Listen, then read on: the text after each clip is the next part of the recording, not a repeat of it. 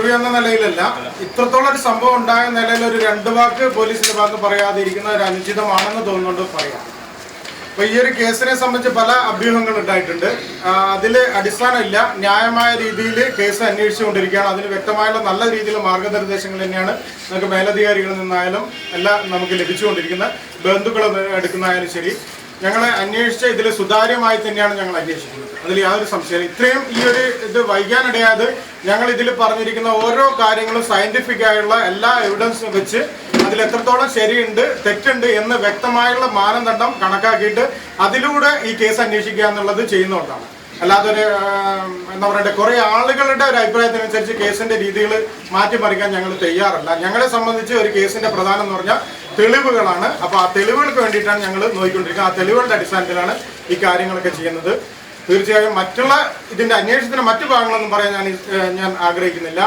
ഒരു കാര്യം പറയാം, ഇതിൽ ന്യായമായ രീതിയിൽ നിഷ്പക്ഷമായ സത്യസന്ധമായ ഒരു അന്വേഷണം തന്നെയായിരിക്കും ഇതിൽ ഉണ്ടാവുക. അല്ലാതെ രീതിയിലുള്ള കുറെ അഭ്യൂഹങ്ങൾ വന്നതുകൊണ്ടാണ് ഞാൻ ഈ ഒരു വാക്ക് ഉപയോഗിക്കുന്നത്. ആ രീതിയിൽ തന്നെയാണ് മേലധികാരികളിൽ നിന്നും മറ്റൊക്കെ നിർദ്ദേശം ലഭിക്കുന്നത്. അങ്ങനെ മാത്രമാണ്. അത് നിങ്ങൾ ദയവായിട്ട് തിരിച്ചറിയിക്കുക. മറ്റുള്ള കാര്യങ്ങളൊന്നും ഇതിലില്ല.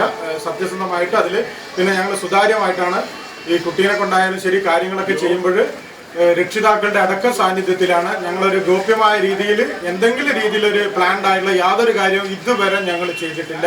അത് നിങ്ങൾക്ക് വേണം രക്ഷിതാക്കളോട് ചോദിച്ചാൽ അവിടെ നിങ്ങൾക്ക് മനസ്സിലാവുന്ന കാര്യമാണ്. അപ്പോൾ സത്യസന്ധമായിട്ട് കൃത്യമായി അന്വേഷിക്കുക എന്നുള്ളതാണ് ഞങ്ങൾ ചെയ്ത് വരുന്നത്. ഇനി ആ രീതിയിൽ തന്നെയായിരിക്കും. വേറെ ഇതിൽ കൂടുതൽ മുനീറിനെ സംബന്ധിച്ചുള്ള കുറച്ച് സംശയിക്കാനുള്ള കുറെ ഘടകങ്ങൾ ഞങ്ങൾക്ക് സൂചനകൾ ലഭിച്ചിരുന്നു. അതിൽ കുറെ കാര്യങ്ങൾ വെരിഫൈ ചെയ്തപ്പോൾ അതിൽ അത് സബ്സ്റ്റാൻഷിയേറ്റ് ചെയ്യുന്ന രീതിയിലുള്ള കാര്യങ്ങളൊന്നും കിട്ടിയില്ല. അതുകൊണ്ടാണ് താൽക്കാലികം വിട്ടിരിക്കുന്നത്.